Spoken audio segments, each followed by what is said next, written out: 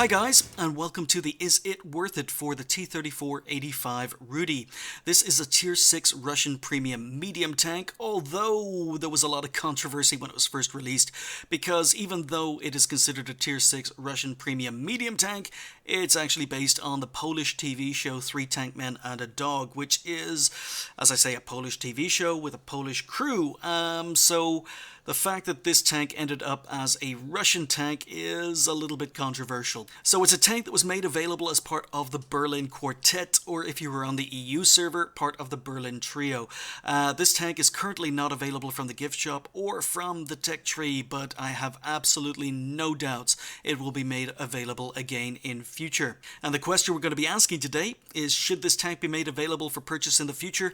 Is it worth picking up? So let's start with the history of the tank. Now, I'm not really going to talk to you about the Rudy because I've never seen the TV show, but I will talk very, very briefly on the T-34-85, which is the second most mass-produced tank in history. Brownie points to anyone in the comments who can tell me what the most mass-produced tank in history was, but this was the second most mass-produced tank, and it was built as a successor to the third most mass-produced tank in history, the T-34. Up till 1943, the T-34 was one of the Soviet Army's main battle tanks. Over 35,000 of them were built. But towards the end of 1943, the Russian military wanted to upgun the T-34. So the T-34-85 was designed and built. There were a lot of different variants, different guns tested on the tank. The gun that eventually won the design battle was the ZIS-53, although in-game it's called the S-53, and pretty much all T-34-85s that were built from 1944 onwards used this gun. In 1944, nearly 30,000 of these tanks were built, which is pretty amazing in 1 year. But any other changes to the tank from the T-34 was, as I say, it was upgunned, but the gun that was mounted on the tank, the ZIS-53, didn't actually have a muzzle brake. That meant that the recoil of the gun was much, much larger into the turret. And as a result, the turret had to be lengthened. It had to be elongated to allow for that extra recoil from the gun. That's why the T-34-85 has a much longer turret than the T-34. The other benefit of having a bigger turret on the tank was it meant that you could fit 3 crew members in the turret. So previously on the T-34 you couldn't. The commander on a T-34 also doubled up as a loader, while in the T-34-85 the commander was allowed to focus on commander duties and there was a room for a separate loader in the turret, so it made the tank a lot more efficient. The tank saw a lot of combat throughout the closing years of World War II, and they were decommissioned very, very briefly in 1946, shortly after World War II. However, due to rising tensions during the Cold War, they went back into production in 1947, with production being fed out to a lot of Soviet satellite countries like Czechoslovakia and Poland. So T-34-85s were actually built in Poland. Between 1947 and 1960, when the tank was completely decommissioned, over 50,000 of these tanks were built in Russia and various satellite countries. So added to the 30,000 that were built in the closing years of World War II, an additional 50,000 means that about 80,000 T-34-85s were built, making it the second most mass-produced tank in history. They saw a lot of service. They were in service right up till the first Gulf War. T-34-85s were used by Iraq during the invasion of Kuwait, although not quite sure whether any are still in service right now.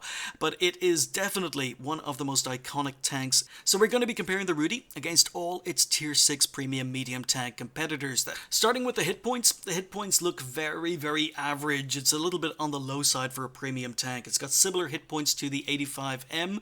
The Schmaltrum gets 10 hit points more, and the Fury and Cromwell both get 30 hit points more. So 720 looks a little bit on the low side for hit points regarding premium tanks, although when we compare it and put it into context against the in-game version of the T-34-85, fully upgraded, it gets exactly the same hit points. So hit points, not bad. not great, but they're usable. They're actually okay. It's very average. When it comes to weight, again, it's a very average tank. It comes in at about 33 tons for me. That makes it slightly heavier, surprisingly, than the T-34-85M, which gets a lot more armor. So that's a little bit of a surprise, but it is slightly lighter than the Fury and slightly heavier than the Cromwell B or the Schmalterm. So again, when it comes to weight, it's about average. When it comes to engine power, once again, yes, it looks on paper to be fairly average. It gets a similar horsepower engine to the 85M and the Fury. The Cromwell has it beaten significantly, and the Schmalterm is a lot worse. So again, the engine power fits right in the middle, looks pretty average, as does the top speed. Top speed is good, 54 kilometers an hour, but very, very similar top speed to the 85M. But good luck getting top speed on that tank. It's very similar top speed to the Schmalterm, but again, good luck getting to that top speed. The Cromwell has it significantly beaten, and the Fury is significantly slower. So again, when it comes to top speed, 54 kilometers an hour is very good, but it's again on paper looking pretty average compared to the other tanks. Traverse speed, yeah, once again, on paper looks very average. 42 degrees per second is good, but when you put it, compare it against the Fury, Fury is faster traverse. Cromwell B has much faster reverse. The 85M is only slightly slower, and only the Schmalterm is significantly worse. So once again, traverse speed looks very average. The hull armor actually looks poor. The hull armor, 45 millimeters of armor on front, 45 on the sides, 40 on the rear. That makes it significantly worse than any of the other tanks up here, so it's not looking so good for the Rudy. It looks very, very average in most stats, and the armor is terrible compared to any of the other tier 6 premium medium tanks. The turret armor is looking quite good. However, you get 90 millimeters of frontal armor, very, very similar to the 85M. It beats the Fury, it beats the Cromwell, and only the Schmalterm has it beaten. So I guess regarding frontal turret armor, it's pretty average and in the middle again. The side armor is pretty good at 75. It beats all the other tanks with the exception of the 85M. 52 millimeters of rear armor on the turret. Again, very, very comparable, very, very average. Actually, it's a little bit on the low side compared to the other tanks up here. So yeah, on paper the Rudy is not looking so good. The rate of fire is also the worst rate of fire of any of the tanks up here. It's got a rate of fire, again, which is pretty good, but compared to all the other tier 6 premium tanks, it's only got a rate of fire of 10 rounds a minute, significantly worse than any of the other tanks. The traverse speed for the turret is looking pretty good. In fact, it's got the second best traverse speed. Hey, we finally get a positive on paper. 46 degrees per second is pretty good. Similar to the 85M, slightly worse than the Cromwell B, but significantly better than the Fury or the Schmalterm. When it comes to view range, the view range is okay. The view range is okay, but again, against all the other premium tanks up here, it's pretty average. It gets better view range than the 85M by 15 meters. It gets better view range than the Cromwell B by 5 meters, but it's got worse view range than the Fury or the Schmalterm, again by just 5 meters. So a view range right in the middle. It's pretty average again. And when it comes to signal range, the signal range is again on the low side, 525, similar to the 85M, but the other 3 tanks have it well beaten. So on paper, the Rudy is not looking amazing, but paper statistics never tell the whole story. We're popping into Tanks GG. We're going to be comparing the T-34-85 Rudy against the T-34-85 from in-game.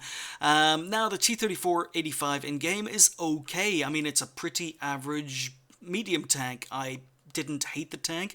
I didn't enjoy it enough to keep it, but it's actually okay. It's not a horrible tank. And when we take a look at the Rudy, it's better in most ways. It is actually better in most ways. So first thing we'll notice is the DPM is identical to the T-34-85. DPM is identical, penetration 144, so I might as well talk about the gun here. The S-35, it's a pretty good gun, but it's standard mid-tier Russian gun. You get 144 millimeters of penetration, which is more than good enough to go through most of the tanks you're facing.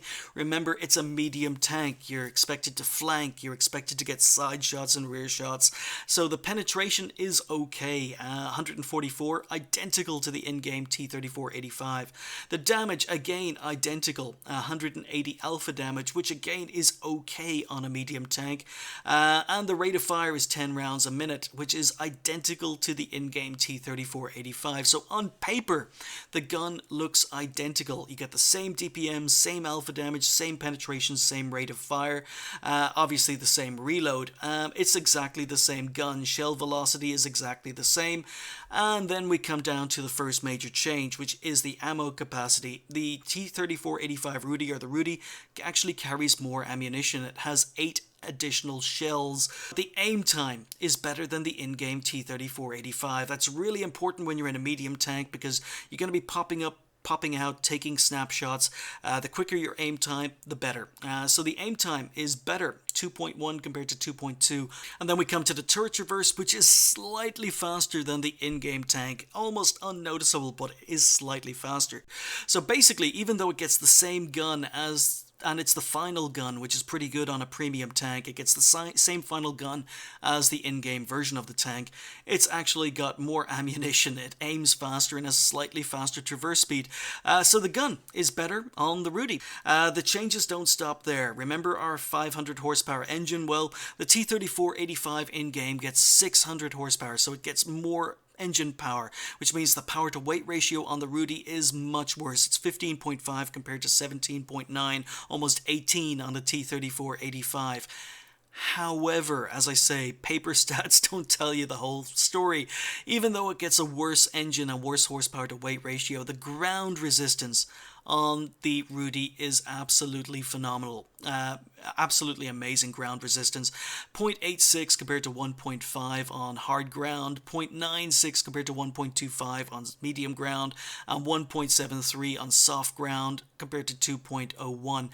The ground resistance on the Rudy is very, very good, and that means that the lack of horsepower to weight ratio really doesn't affect the tank all that much. In fact, in some ways, I would say it even handles slightly better than the T-34-85. The tank traverses, again, significantly quicker than the in-game version, 42 degrees per second compared to 38 degrees per second. Although with a fully upgraded engine on the T-34-85, it's possible that these two tanks have a more similar traverse speed, but on paper, the traverse speed is much, much better on the tank as well. So it's looking a lot more maneuverable than the in-game version of the tank, and it's also got a better gun. Other differences here, this is the first real negative for the T-34-85 Rudy. Engine health has 145 hit points. Now that is significantly worse than the in-game T-34-85, which gets 260. So the Rudy is going to suffer engine damage much more easily than the in-game version of the tank.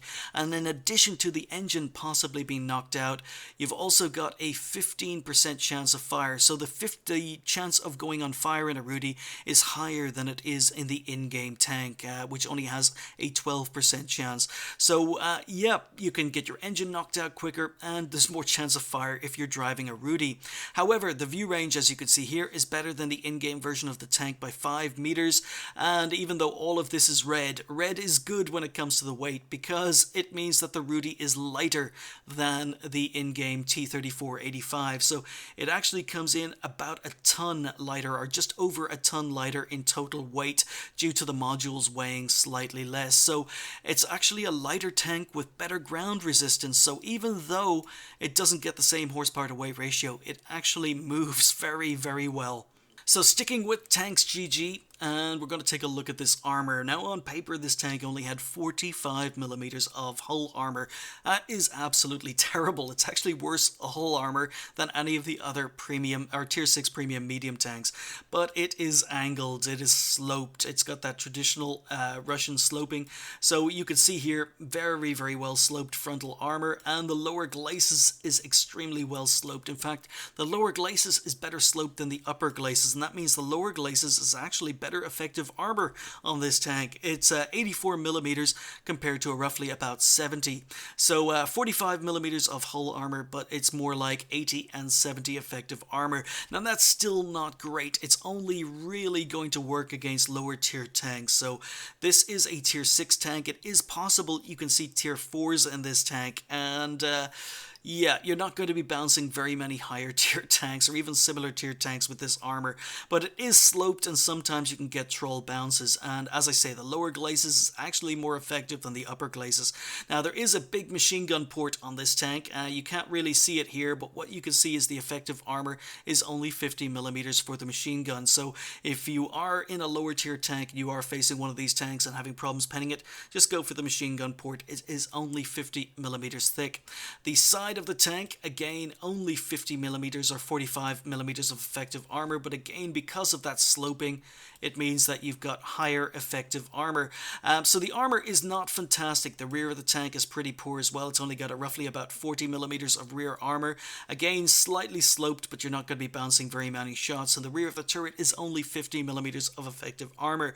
And remember, this tank can go on fire. It can get its engine knocked out. So you want to be shooting the back of this tank. If you get side shots, you want to shoot it back here so you can get more chance of an engine fire, or directly into the rear of the tank. Again, more chance of an engine fire.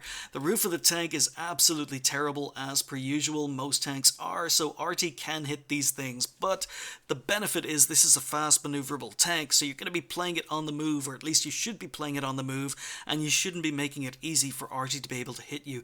But if RT does hit you, if you're sitting still and you're sniping, then RT is pretty much going to one-hit kill if it lands a shot on top of your tank.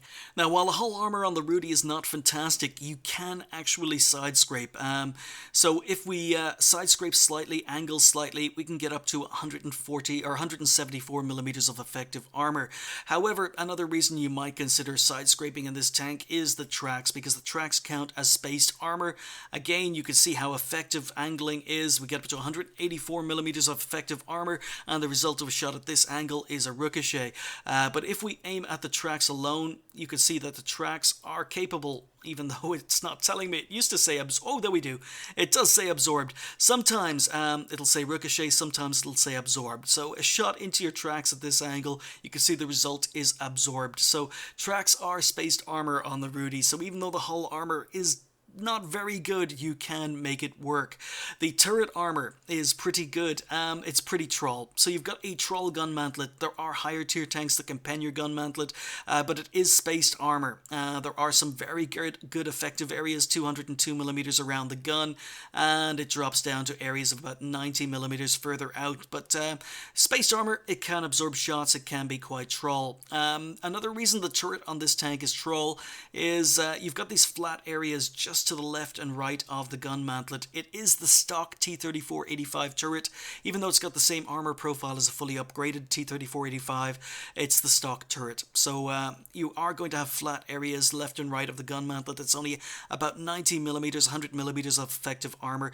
If you're facing one of these things that's gone hull down, you can shoot it in the cheeks, but you need to be careful, because if you miss your cheek shot just by a couple of inches, all of a sudden the angling on the turret make it very good from the front, up to 250 millimeters in some areas. So you can bounce a lot of shots with the turret on this tank. Same on the other side.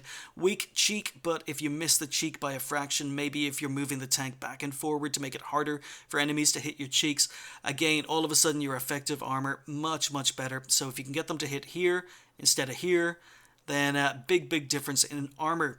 Another weakness for the turret on the tank is the huge commander's cupola. The upgraded T-34-85 turret has a smaller cupola, but not the stock turret, and this is the stock turret. It's only 90 millimeters of effective armor from the front, and again, moving to the sides gets a little bit better, but most tanks are going to be able to pen this cupola. So even when you go hull down to try and use the 7 degrees, I forgot to mention that, 7 degrees of gun depression on this tank, so it can be used on slopes, can be used on hills, but it's not as easy as it is in some other tanks. But if you do decide to fight on a slope, if you do decide to go hull down, you are going to give easy shots on your cupola unless you constantly stay on the move. Don't make it easy for enemy tanks to shoot your weak spots, and this tank's armor can be quite effective. So the stats may have looked pretty average when we were comparing it against all the other tier 6 premium medium tanks, but as I say, the stats in Garage never tell the whole story. Okay guys, let's see this gun and this engine in action. As you can see, traverse speed is quite good. We are here on fjords. I'm platooned with Bringy and Tanza. We're a tier 6 platoon in a tier 8 game. There are 6 tier 8s on the enemy team and quite a few tier 7s as well. So this is about the worst matchmaking you can get this tank in. But what you can see is, even though we're going uphill here, we're doing 30 kilometers an hour, the ground resistance surprisingly good on this tank.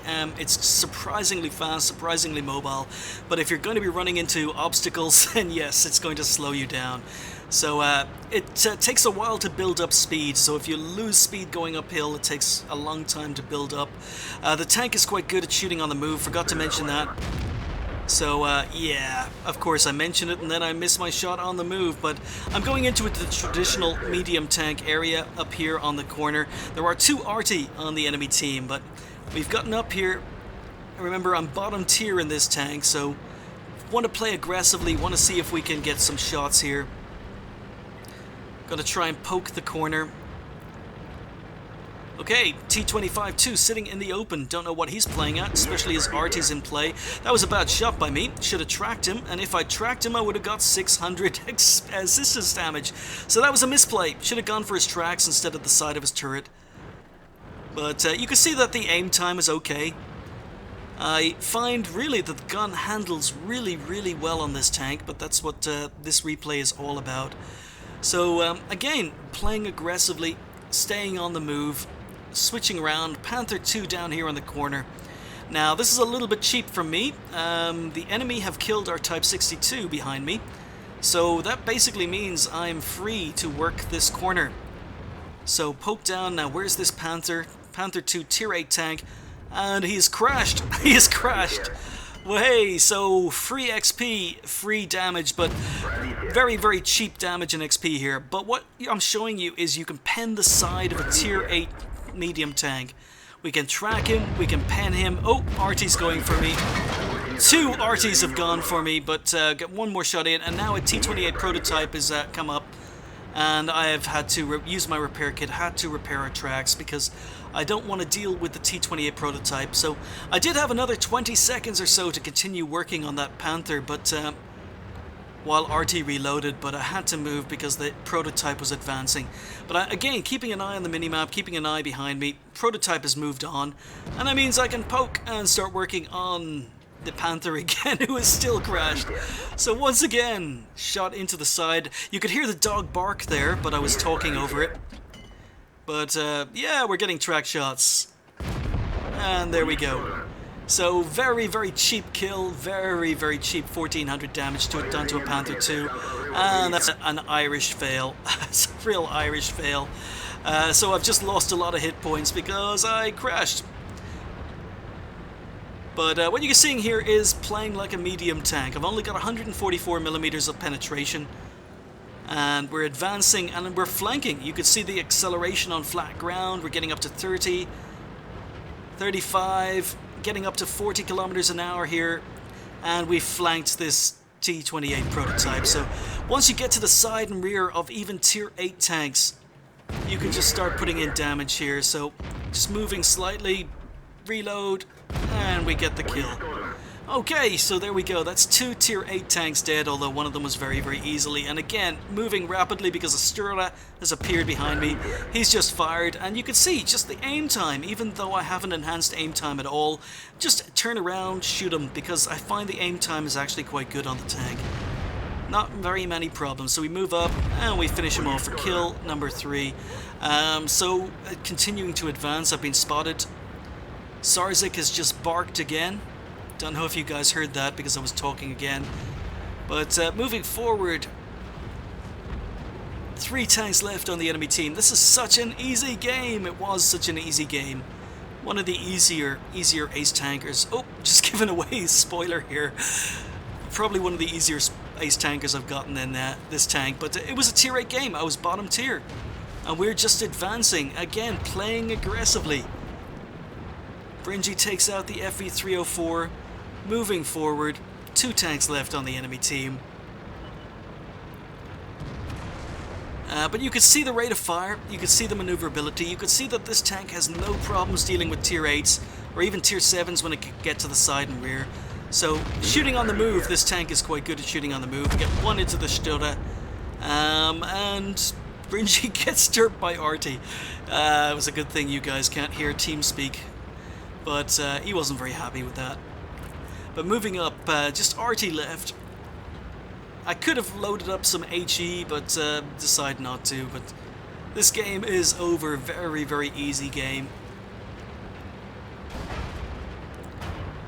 And M4043 is spotted. Our tank is fast enough to beat his traverse. Pop down, get one shot in, someone else takes him out. So there we go. So even though on paper it suffers from a lack of engine power and a lack of horsepower to weight ratio, the tank is still fast enough. It is still accelerates well enough to be able to get to the sides and rear of enemy tanks. It's able to flank, it's able to play like a medium tank. You can get into position fairly early. It is a little bit sluggish. The acceleration is not great when it doesn't get a run up, but once it gets its speed up, it is quite a fast tank, especially on favorable ground. The gun is good enough to deal with tier 8s. That was a tier 8 game. Now, I did get a very, very, very lucky kill on a Panther 2 where I did 100% damage to him, and that equaled the ace tanker. It was a very, very cheap ace tanker, I will admit that, but that's not the point. The point was that Panther 2, tier 8 medium tank, and this gun is more than good enough to go through the sides of them. You got to see the rate of fire, you got to see the GPM, you got to see the alpha damage. 7 degrees of gun depression is also quite good on the tank.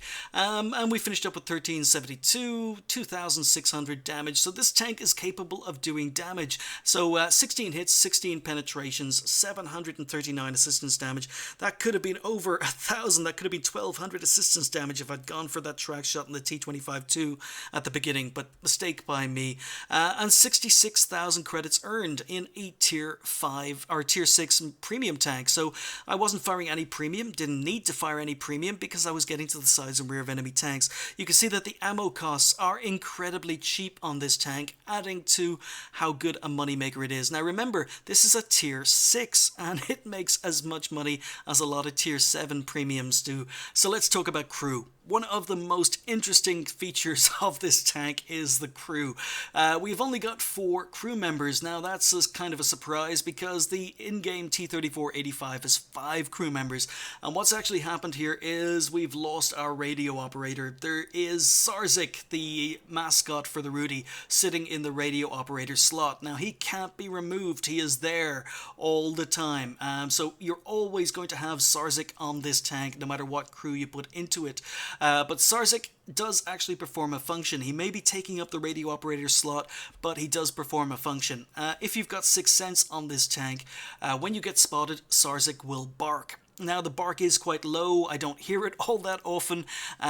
Usually I'm being shot at or I'm taking shots, and as a result the bark seems very, very low to me, but he does bark and it is a very, very nice feature. It makes the tank very, very unusual. The commander doubles up as the radio operator as a result, but it has some knockback effects because, as I say, you've only got 4 crew members, and when we take a look at the tech tree, whoops, what am I doing? When we take a look at the tech tree, vehicle details, crew, 4 crew members, and we'll go into the tech tree. It does cause some problems because when we take a look at some of the lower tier Russian medium tanks, for example, the T-34, it has 4 crew members, but one of those crew members is a radio operator. In fact, we're actually missing a gunner. So this is not a very good crew trainer for lower tier Russian tanks. As I say, when we move up a tier to the T-34-85, again, we've got 5 crew members. So we've got the full crew, but we're missing that radio operator. Sarzik, give that slot back. So not fantastic for some Russian medium tanks, but when we move up to the higher tiers, the T-43 for example, it is a perfect loadout. The T-44, again, perfect.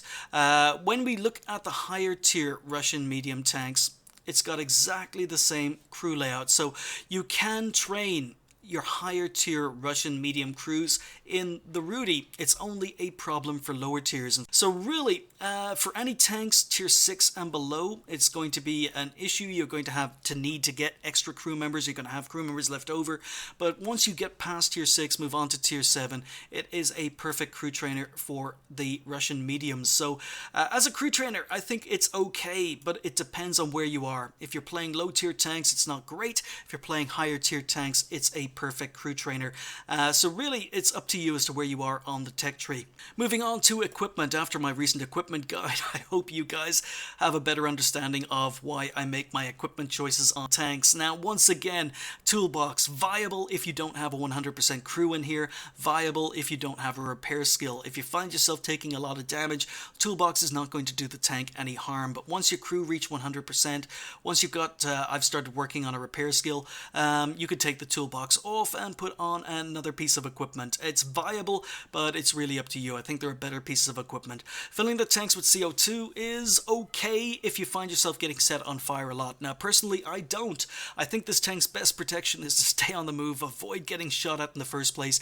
It does have a slightly higher chance of fire than the in-game T-34-85, but not high enough to warrant putting on the tank. I think it's going to be a waste of credits. An enhanced gun laying drive is a possibility. The aiming time of 2.1 seconds is actually quite good.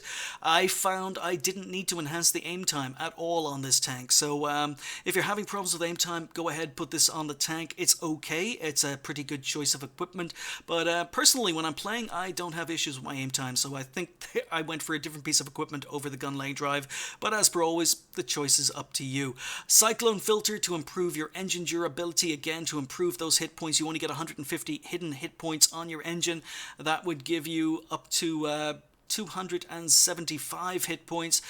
Still not as good as the T-34-85 in-game, but it's okay. I don't find my engine getting knocked out a lot because, as I say, this tank's best protection, stay on the move, try and avoid getting shot at in the first place. But yeah, it's viable. It's up to you, but I think it's personally expensive and there are better pieces of equipment. Coated optics, absolute must on this tank, I think, because the Rudy benefits from its maneuverability. You want to stay on the move. Now, it can snipe. It is a good sniper. However, I do think it's a perfect medium tank. It's fast, it's maneuverable. You can get into position, out of position, maneuver around the map, move from one flank to the other flank. I play this tank where I'm constantly on the move, trying to prevent the enemy team from getting shots in my weak spots, so I went for coated optics over binocs, but that takes my view range up to 418 meters, which is okay. Binocs would be much better regarding view range, but that's if you prefer playing passively. If you prefer sniping, sitting in a bush and sniping from distance, then maybe binocs are a better choice. It is completely up to you, but for me and the way I play the tank, I think coated optics are more viable.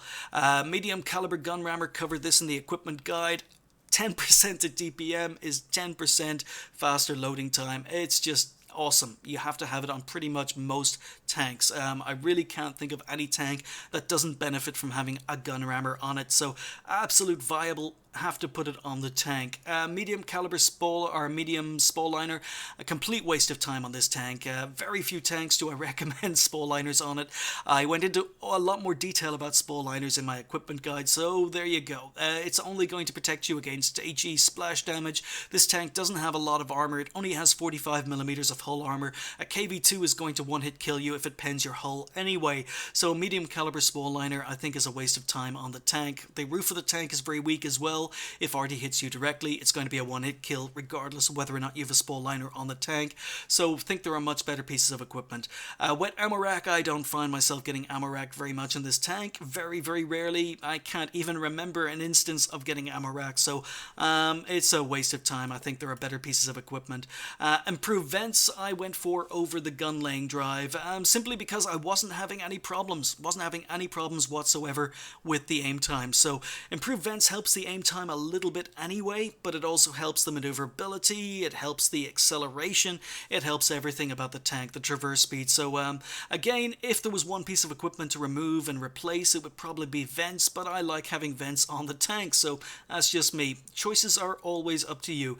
Camo net, again, the camo rating on the tank is not bad. If you want to play it passively, play it as a sniper with a camo net and binocs, you can. It's not going to be terrible, but I don't think you're going to be getting the most out of the tank by putting binocs and a camo net on it.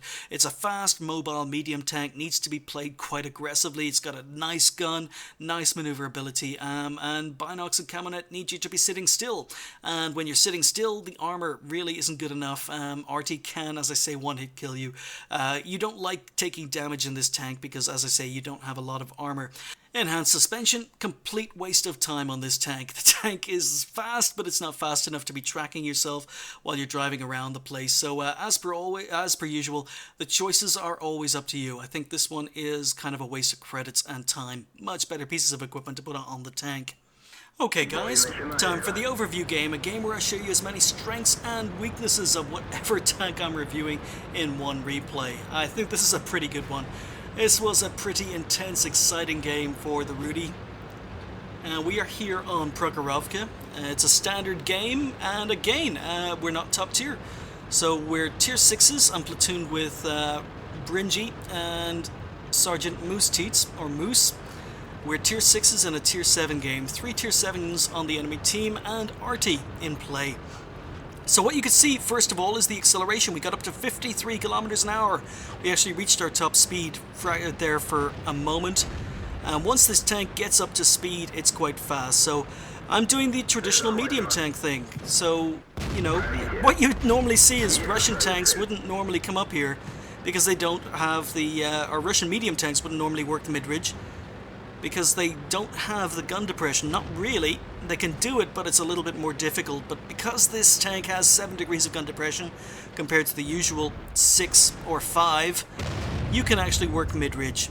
Now, Moose is being tracked, so go for a shot on the VK, just poking up, and there's our view range with our camo, with our coated optics. Moose has just been taken out by a T-25-2. Now, unfortunately, I don't learn from that mistake. Moose was being too aggressive. He'd just come back to the game.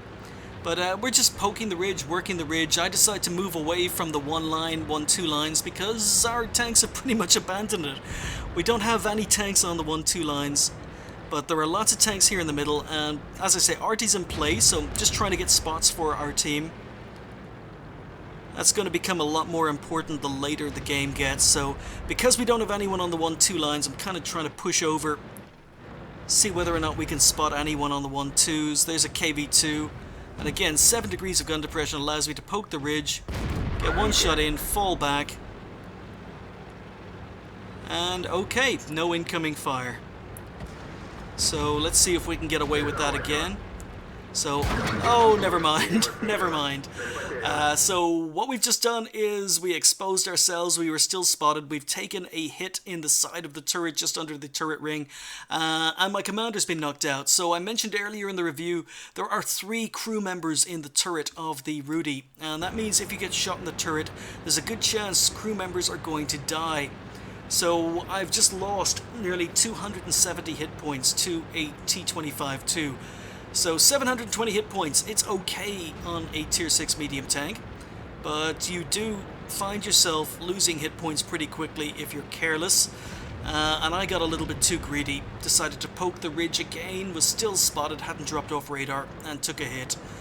Now, it would be easier if we'd had tanks going in the 1-2 lines, but enemy tanks are free to sit on the 1-2 lines and just shoot towards the middle of the map, so I've decided, you know what, it's safer coming in here to the railway tracks because the 1-2 lines can't hit me here.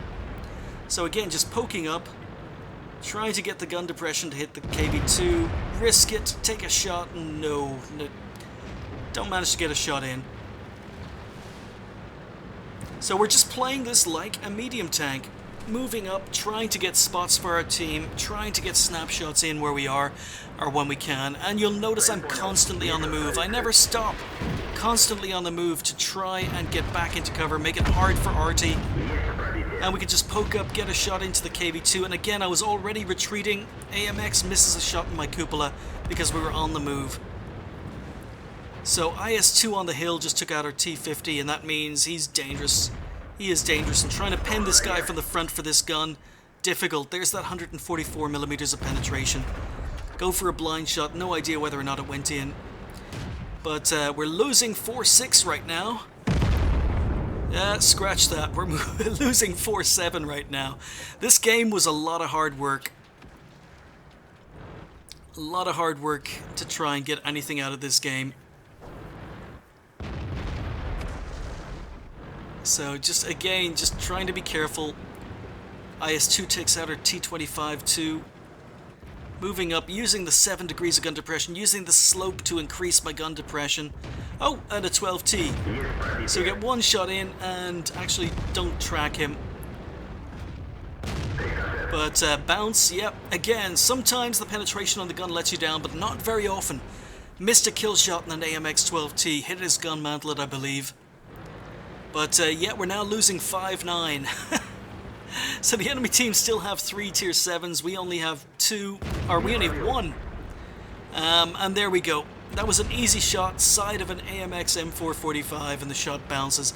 But it doesn't matter. Our RT has just taken him out. So we've pulled the score back to 6-9. And now it's just a matter of spotting enemy tanks, trying to get snapshots, stay on the move, try and stay RT safe. So I've spotted the KV-2. RT hasn't reloaded quite yet, and our T-25-2, I don't know what he was doing. So there goes our last tier 7. He decides to suicide by going across the railway tracks. So it leaves us at 6-10. IS-2 on the hill, I can't do anything about. KV-85 just poking up. Hint of a shot, miss. Nothing to aim at anyway. But more importantly, what we did was we spotted him. And that means someone else can get a shot. RT can put a shot into him. So we've just lost our SU-100 on the 1-2 lines.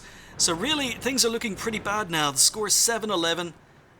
It is 4 versus pretty much the rest of the remaining enemy team. But KV-85 moves up. This is where we teamwork, we tag team him. So I put a shot in, he turns to deal with me, and Bringy puts a shot in and takes him out. So very easy kill on the KV-85. I distracted him. We've dropped off radar again, so now it's just a matter of poking up, seeing if we can get a spot. Bounce on the gun mantlet of the KV-2, but as I say, I've spotted him, that's what's important.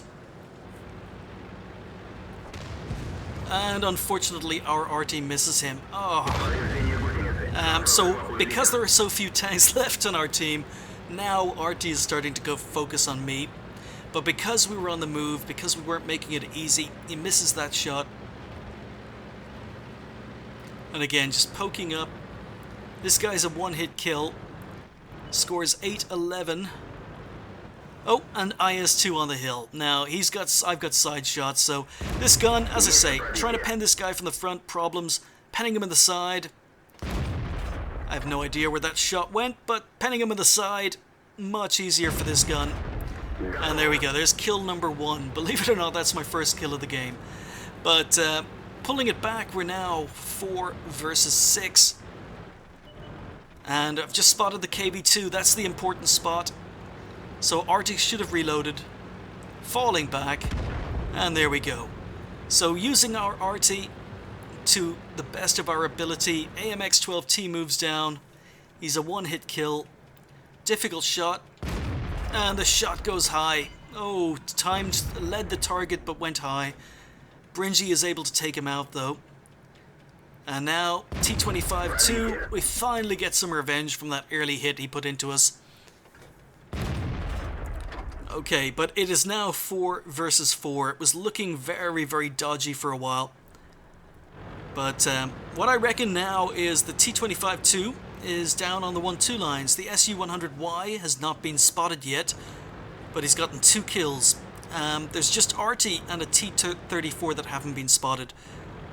So while Bringy goes to take care of the T-25-2, we know... Oh, actually, I forgot to mention, the SU-100Y killed our RT, so now I know the SU-100Y is on the 1-2 lines. So I know that there's only a T-34 and RT left.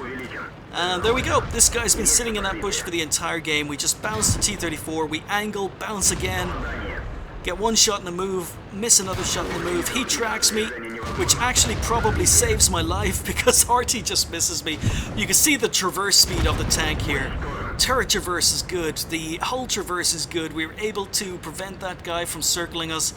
And there's kill number 2. So Bringy is working on the T-25-2. I'm going to go relieve some pressure by killing RT and maybe spotting the SU-100Y. RT has just fired. He just missed me. Shot in the move. Again, miss. Traveling. Trying to stay at an angle. And there we go. Just get one shot in on the move. This tank is quite good at shooting on the move. There we go, 2 shots. So we missed 1 on the move, got 2 shots in on the move, and that shot there told me a lot.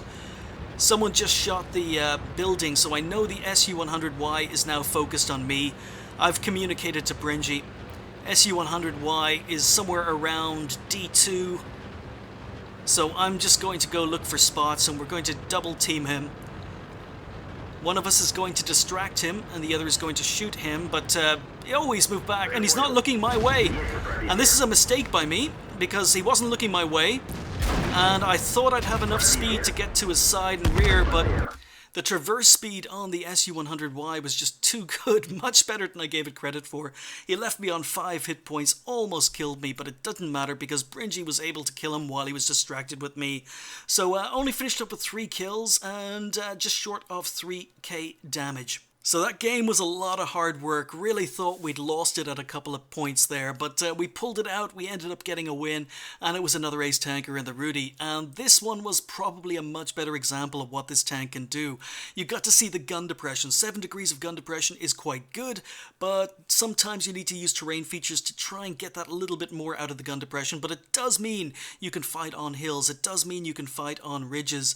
You got to see how good the armor can be against lower tier tanks when the T-34 was having problems penning me, but you also got to see how bad the armor is against similar tier or higher tier tanks. T-25 too, no problems penning my turret ring. You also got to see the speed and the maneuverability of this tank that traverses incredibly quickly. It accelerates when it gets a good ground, and it can accelerate quite quickly. It can be played on the move. I don't think I ever stopped moving in that game. We were constantly on the move, making it hard for RT to hit us, just spotting enemy tanks so our own RT could take them out. You could see the view range, got a lot of spots off in that game by working the mid-ridge, poking up, using the bushes, spotting enemy tanks, and then our RT were able to kill them. You could see that the gun was very, very good. Now we did bounce, we could bounce, we were bouncing on the front of an IS-2, but as soon as he gave the side to us, we were able to pen and kill him. So the gun, it's rapid firing. It's not as rapid firing as a lot of other medium tanks at tier 6, but it's good enough. The penetration is good enough. The alpha damage is good enough. You can have some good games. It's a good gun. So as well as an ace, we picked up a Confederate. We picked up a high caliber. We finished top on XP with 1570. So Bringy picked up 5 kills in his Rudy platoon. And Rudy's owning it up in a tier 7 game. So 3k damage, 3 kills. And as I say, really nice XP total. 29 shots fired, 22 hits. Now the gun's accuracy did let me down sometimes at very, very long range shots at moving targets. I did take a lot of snapshots as well, and I took quite a few shots on the move. So in general, shooting on the move is quite accurate in this tank, although I did miss a few in that game. Of the 22 hits, we actually managed to pen 17. So once again, against higher tier tanks, sometimes the 144mm of penetration is going to let you down. We also bounced on the front of an IS-2, but you could still, even with bounces, even with a lack of penetration, you can still have nice damage games. And as I say, the armor works sometimes, doesn't work other times. We received 7 hits, 4 of which actually bounced. We spotted 7. The view range of 365 meters is quite good. Stick-coated optics on the tank, it's much better. We ended up getting 7 spots in that game, working the mid-ridge.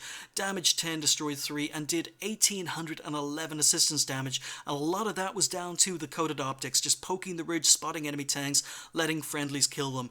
And once again, it's a money maker, and fired 0 premium, no premium in that game, and we ended up earning 78,000 credits in a tier 6 premium.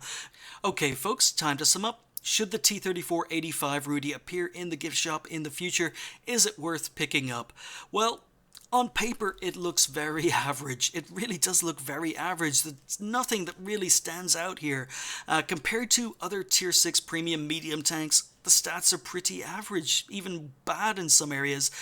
Compared to the in-game tier 6 medium tanks, it appears pretty average, even bad in some ways regarding its hull armor. And compared to the in-game T-34-85, it actually looks a little bit worse because it gets a weaker engine, 500 horsepower compared to 650. The horsepower to weight ratio is much worse than it is on the in-game T-34-85.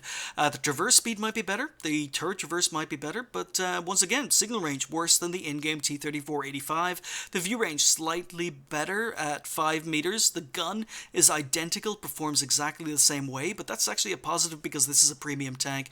And the turret is the stock turret for the T-34-85, so the turret is worse on this tank than it is on the in-game tank.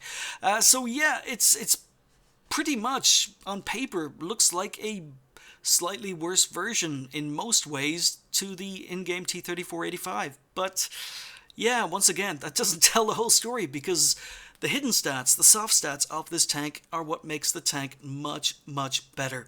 The ground resistance is absolutely phenomenal on this tank. The ground resistance is very, very good, to the point where the fact it's heavier, has a worse horsepower to weight ratio, has a worse engine, doesn't matter. The ground resistance has that much of an impact on the tank. It accelerates fast, it traverses fast, the turret traverses fast, it can reach its top speed. It's a fast tank, it gets 54 kilometers an hour top speed. You can get pretty close to that, or you can get to that easily if you're on favorable ground or going downhill. So it's a fast, maneuverable medium tank, like all medium tanks should be. The gun is, again, typical mid-tier Russian gun. It's not fantastic, but it's workable because you can get to the sides and rear of enemy tanks. That 144 millimeters of penetration does actually work. You can use this against higher tier tanks because the tank is fast and maneuverable enough to be able to get to their sides and rear. The accuracy is quite good at 0.37. This is a Russian gun, it's a Russian tank, but you get 0.37 accuracy, so that is pretty good. It means you can aim and hit for weak spots on higher tier tanks. The premium ammo is okay, 194 millimeters of penetration. The alpha damage is okay. The rate of fire is actually not great compared to a lot of other tier 6 medium tanks, but it works. It does work. The aim time at 2.2 is not great for a medium tank. 2.1, 2 would be better, but the aim time is still pretty good, and personally I haven't had any issues with aim time whatsoever, even to the point where I took the gun laying drive off and put vents on instead. So I find the gun works very, very well on this tank. It's a very, very good mid-tier Russian medium tank gun. It works on most tanks that use it. The tank also gets 7 degrees of gun depression, which is okay. I mean, it's workable. Most Russian medium tanks at higher tier get 6 or less degrees of gun depression, so 7 degrees is actually okay. It's workable. Not as good as 8, not as good as 10, but it is workable. You can use this on hills, can use it on ridges. So yeah, gun depression not bad on the tank either, but there are some weaknesses. The armor, the hull armor. Even though you can make the hull armor work if you know what you're doing, go hull down, side scrape occasionally, yeah, you can make the hull armor work, but you can't count on it. The hull armor is very, very poor on this tank. Most tanks that are going to be shooting at it, unless they're very low tier, are going to have no problems penning your hull armor. Your turret armor, although very, very troll and very, very good, does have some major weak spots. The cheeks just to the left and right of the gun mantlet are weak spots. The commander's cupola is a huge, huge weak spot, so if you're fighting experienced players, even if you try to hide that hull and go hull down, they are going to be able to hit your weak spots. So the armor is okay, but it's not great. Really isn't great. The tank doesn't get special matchmaking, so it will see tier 7s, it will see tier 8s, and the Rudy is a little bit lacking when it faces a lot of tier 8s frontally, because as I say, the gun is good, it's okay, allows you to aim for weak spots, but, you know, imagine trying to kill a KV-4 from the front with 144 millimeters of penetration. Not really going to happen, and if you're in a situation where you don't have the opportunity to flank, then the gun can be a little bit lacking due to the lack of special matchmaking. So, on the other hand, I think if this tank did get special matchmaking, it would probably be slightly OP. The crew is another negative for the tank, because even though it's quite interesting, and I really do like the fact you've got Sarzik the dog in here, it's not a fantastic crew trainer. It depends on where you are on the Russian tech tree. If you're only playing higher tier tanks, I've finished all my mid-tier, low-tier Russian medium grinds, so I've only got higher tier Russian medium tanks on my garage. That makes it a perfect crew trainer because it matches the higher tier Russian medium tanks perfectly. However, if you're starting out in the game, if you're still doing mid-tier to low-tier Russian medium tanks, you're going to run into crew problems, because a lot of the lower tier medium tanks don't have loaders, or they have a radio operator, and this tank doesn't. So they also have 5 crew members, and this tank doesn't. So it's not a perfect crew trainer until you reach tier 7. From tier 7 and up, it's perfect, but anything less than tier 7, you're going to run into crew configuration problems. But another reason the Rudy is well worth picking up is because of this monstrosity, the T-34-85M. Yeah, the direct tier 6 premium medium tank Russian equivalent, the other T-34-85 variant. The T-34-85M, I didn't like this tank when it was released, but the Rudy didn't exist when this tank was released, so I bought the tank and I said, yeah, it's okay. There weren't any other premium medium tanks in the game when this came out, so other than the Matilda 4, and I would rather drive this over a Matilda 4, and I said that during the review, but I didn't think the tank was great. And with the introduction of more premium tanks for the Russians, or medium premium tanks for the Russians, in particular the Rudy, there is absolutely no point in buying the T-34-85M. It's worse in every single way. The only advantage the T-34-85M has over the Rudy is it gets more hull armor, but it doesn't get special matchmaking and 75mm of hull armor. Really, I haven't noticed that much of an issue. It's only effective against lower tier tanks. Higher tier tanks don't care about your armor. Also, the T-34-85M had an ammo rack problem. I was getting ammo racked in probably 2 out of every 3 games, and not only was I being ammo racked, I was having my turret blown up. It wasn't just my ammo rack being damaged, my turret was coming off, and it happened in over 25-30 games out of a huge number of games played for this review. So T-34-85M, I thought it was okay when it came out because it was better than the Matilda 4. But with the Rudy, there is absolutely no reason to buy this tank, absolutely none, unless you were a collector, and even then you'll be playing the Rudy ahead of the 85M. It's worse in every single way, with the exception of the hull armor. So now we come down to it. Should this tank appear in the gift shop in future? Is it worth picking up? Well, yes, absolutely, it's worth it. It's a great tank. It really is. If you enjoy playing medium tanks, if you like playing aggressively, then you're going to love the Rudy. It fits right in. It is no worse or better than any other tank in game. It's a premium tank, but it's as good as any of the regular tier 6 medium tanks in game. In fact, compared to the T-34-85 in game, it's actually slightly better. The gun is slightly better.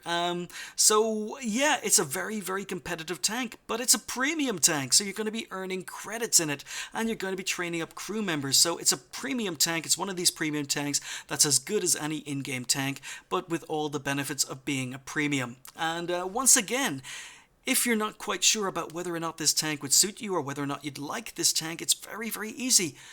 Unlock and play the T-34-85. If you can play that tank well, if you're having good games in that tank, just remember the Rudy is going to be very, very similar, but it's probably even a little bit better in a lot of ways.